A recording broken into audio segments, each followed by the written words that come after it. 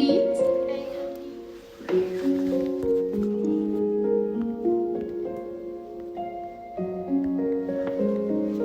AM beat.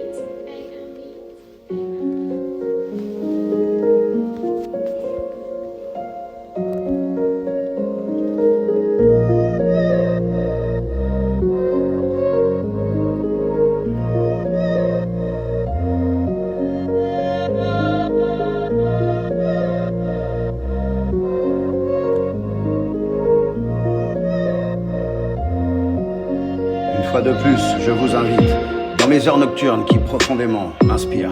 Que voulez-vous, il y a des moments pour évacuer ce qui m'est difficile verbalement à vous décrire.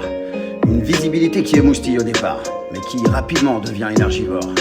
Surtout pour un gars comme moi, qui en a fait un point faible, plutôt que de trouver comment en faire un point fort. C'est pas simple quand on y regarde bien, de passer en un instant de l'obscurité à la lumière.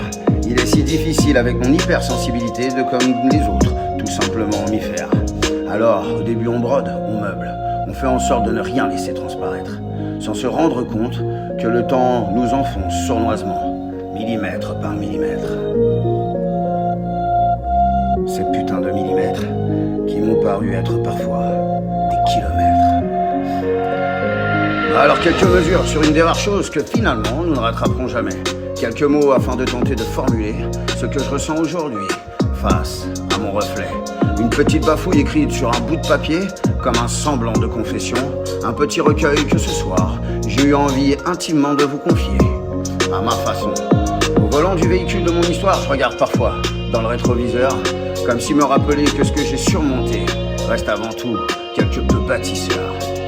Me souvenir d'où je viens, le chemin parcouru pour en être là aujourd'hui.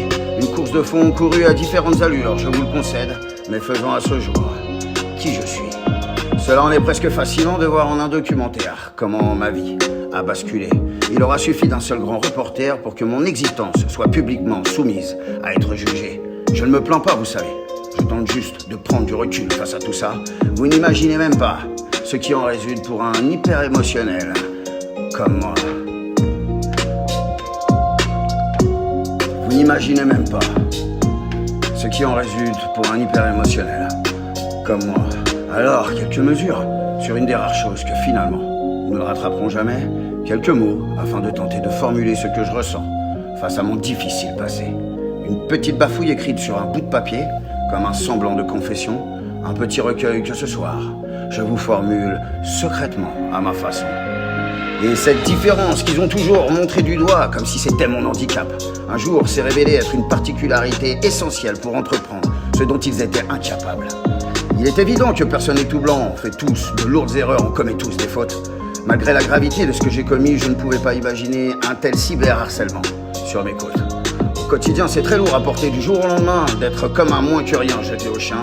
Ces pseudo-amis qui s'en vont, ou les autres qui s'additionnent comme des tapins, en oubliant que c'est moi qui leur ai tendu la main, c'est moi qui les ai noyés quand ils avaient faim, pour les remettre tout simplement sur le bon chemin.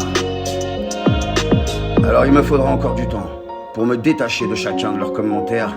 Devenir sélectif est un apprentissage difficile pour moi vu mes valeurs et surtout mon caractère.